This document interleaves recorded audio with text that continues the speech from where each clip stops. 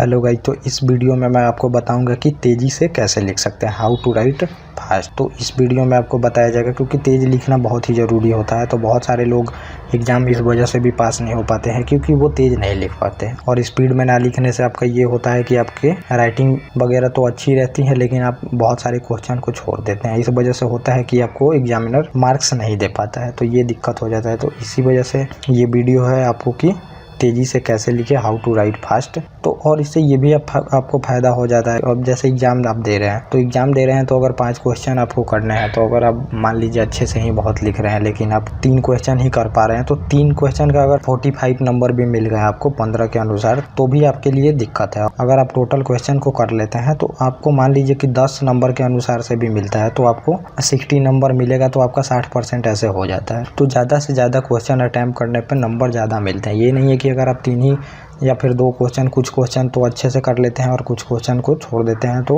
उससे कम नंबर ही आते हैं। तो इस वजह से भी फास्ट लिखने का आप लोगों का होना चाहिए कि आप लोग फास्ट लिख सके एग्जाम में। तो इसके लिए मैं आपको कुछ ट्रिक बताऊंगा जिसको आप फॉलो करके फास्ट लिख सकते हैं, और ये आपको हर एक जगह पे प्रॉफिट देगा ही देगा। तो पहला इसमें है कि weight of the pen should be less than and the cap should be not placed on the top of the pen। तो मतलब कि आपका जो पेन है वो हल्का होना चाहिए, पेन का वजन ज़्यादा नहीं होना चाहिए। तो पेन के वजन से भी डिपेंड करता है कि आप कितने स्पीड में लिख पाएंगे। तो जैसे दौड़ने टाइम होता है कि अगर वजन लेके आपको दौड़ने को बोला जाए तो आप कम स्पीड में दौड़ पाते हैं, लेकिन अगर आपको खाली बोला जाए तो आप ज़्यादा स्पीड में दौड़ पाते हैं। तो वैसे ही है कि पेन का वजन जितना हल्का रहेगा उतना आप लिख पाएंगे। और इस वजह से पेन को हल्का करने के लिए एक तो आप पेन कम वेट का खरीदेंगे, और दूसरा इसमें हो जाएगा कि आप जो पेन के ऊपर कैप होता है उसको लगा के नहीं रखना है, बिना कैप के पेन को यूज करना है। इस वजह से जो पेन का वजन है वो कम हो पाएगा और उससे आप जल्दी लिख पाएंगे। और दूसरा है कि write daily and count time and always try to write without see book. First write slowly, increase speed after some day और मंथ। तो इसका मतलब है कि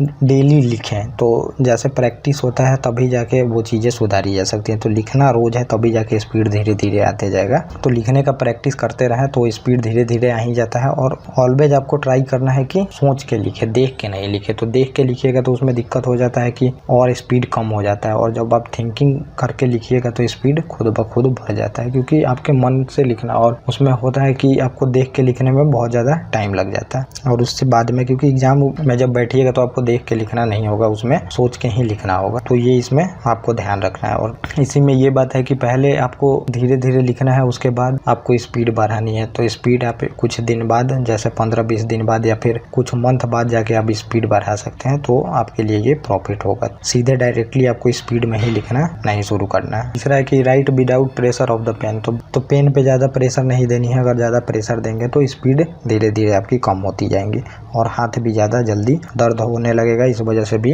आप पूरे आंसर को नहीं कर पाएंगे एग्जाम में। इस वजह से प्रेशर कम देना है पेन पे, ताकि आप ज़्यादा देर तक लिख पाएँ और ज़्यादा स्पीड में लिख। और चौथी बात है कि do some hand and finger exercise. तो फिंगर से ही लिखना होता है और हैंड से तो थोड़ा आप एक्सरसाइज उसकी कर सकते हैं। तो जैसे हाथ को आप खुद से बंद करके खोलना, बंद करना, खोलना, ये कर सकते हैं। या फिर कोई सॉफ्ट बॉल हो उसको पकड़ के दबाना छोड़ना, दबाना छोड़ना, तो ऐसे जाके हैंड एक्सरसाइज हो जाएगा। इस वजह से भी आपकी स्पीड बढ़ सकती है, मतलब कि उससे आप फास्ट लिख सकेंगे। तो ये इसमें आपको प्रॉफिट हो जाएगा। और पांचवा है सीटिंग टाइप। तो सीटिंग टाइप भी बहुत ज़्यादा डिपेंड करता है कि आप कैसे बैठते हैं और बैठ के लिखते हैं, डायरेक्टली चेयर पे बैठ के लिखते हैं या फिर आप मतलब बिस्तर पे बैठ के लिखते हैं। तो ये भी बहुत डिपेंड करता है आपके स्पीड पे कि आप कैसा लिख सकेंगे, आपकी स्पीड होगी या नहीं होगी, ये भी डिपेंड करता है। तो सीटिंग स्टाइल भी एक ही होना चाहिए। तो हमेशा ट्राई करें कि चेयर पे बैठ के और टेबल पे लिखे, क्योंकि एग्जाम हॉल में वैसे ही लिखना होता है। तो वैसे आपकी आदत बन जाएगी तो आप फास्ट लिख पाएंगे एग्जाम। तो ये इतनी चीज़ें थी, अगर इसको आप इम्प्लीमेंट करते हैं तो डेफिनेटली आपकी स्पीड इंक्रीज होगी। तो इतनी चीज़ों को आप करें, और बहुत सारी चीज़ें इस चैनल पे और भी चलती हैं, तो वो चीज़ें आप जाके उसमें देखें।